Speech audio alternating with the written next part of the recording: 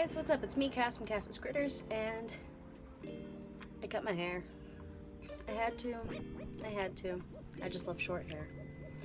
Anyway, in this video we're going to be talking about why Dumerils Boas are so freaking rad, and why I recommend them as pets, because they are wonderful. But we are also going to be discussing some of the cons that come along with Dumerils Boas in this video, so let's get on with it. Dumerils are a species of ground boa found in Madagascar, and believe it or not, they are not a true boa constrictor species. They are not BCI, BCO, or any of the boa constrictor family. They are a completely different species called Acrantophus, and their last part of their Latin name is Dumerili. So it's pretty cool. They're not a true boa, but they are, but they're not. They are in the same way that a sand boa is a boa. This is Obsidian, this is my little boy, and he's gonna be here with me for a little while because working with Betty in such a small reporting area is a little difficult. But Dumerils Boas are mid-sized boa. They typically get around 7 feet as adults. Females are able to get between 9 to 10 foot, but it's very rare. With that being said, they do need fairly large enclosures, even though they're not as active as, say, a reticulated python or maybe a boa constrictor would be. They are kind of sit and chill, but they do need a decent amount of space just because they are big, girthy snakes, or not even that girthy, but they are big snakes. The smallest I would recommend for a male that's around 5-6 foot would be a 4x2x2, and the biggest, or the smallest I would recommend for a female being around 7 to 10 would be a 6x2x2, but you can tweak that to go larger if necessary or if wanted. Dumerils Boas I've found to be extremely easy to feed. They will pretty much take prey even when they are going into shed. They will readily feed on frozen thawed. Even though my boy is currently on live, I'm sure he would take frozen thawed if I offered.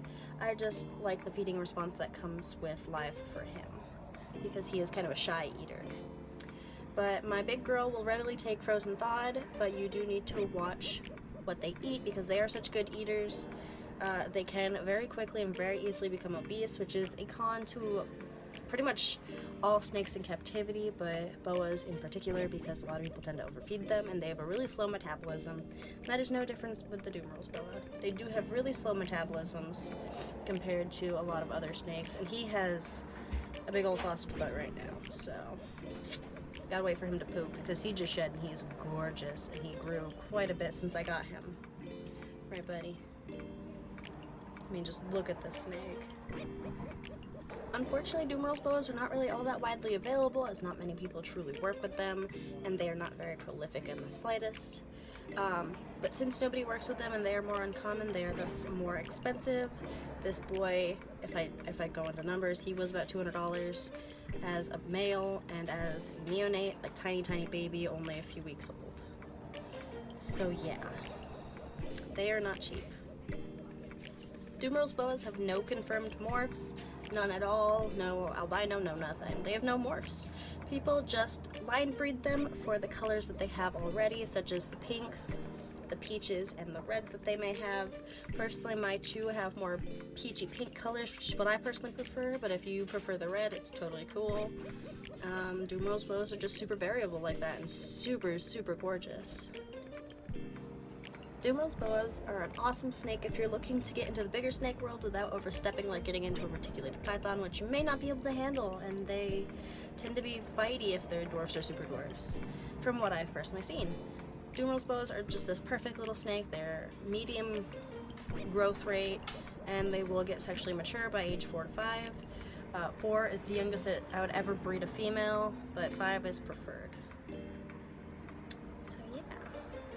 A huge downside to Dumerils Boas, which is probably why a lot of people don't work with them, is because they are not at all prolific. Their gestation period is between 6 to 9 months, and they only have between 5 to 15 offspring typically. They can have more, but they can also have less, and they are a live-bearing species, so it is only wise to breed them once every 2 years just to make sure that their body condition is right for the next season. in my opinion, Dumerils Boas are one of the best pet snakes out there if you know what you're doing. They're so beautiful, so big, so wonderful, and they're just that perfect step into the big snake world if you think you're ready. I don't see really much wrong with the Dumerils Boa except for what I've listed. They aren't really picky eaters, they're not aggressive in any way, they're extremely docile, as you can see by both Obsidian and Betty. I've never been struck at by either one of these snakes. I've never been bitten by any one of these snakes. They've never shown any sort of defensiveness towards me. They are just super awesome snakes, and they're so beautiful and just so amazing, and I love them so, so much. So, yeah. If you're looking for a Dumerils Boa, then keep your eye out, check Morph Market, and I will have some babies within the next couple of years.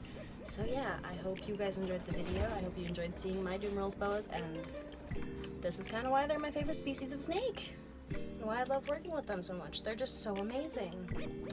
I hope you enjoyed, and if you did, make sure you give it a thumbs up and subscribe, and I'll see you guys in the next video. Bye, guys.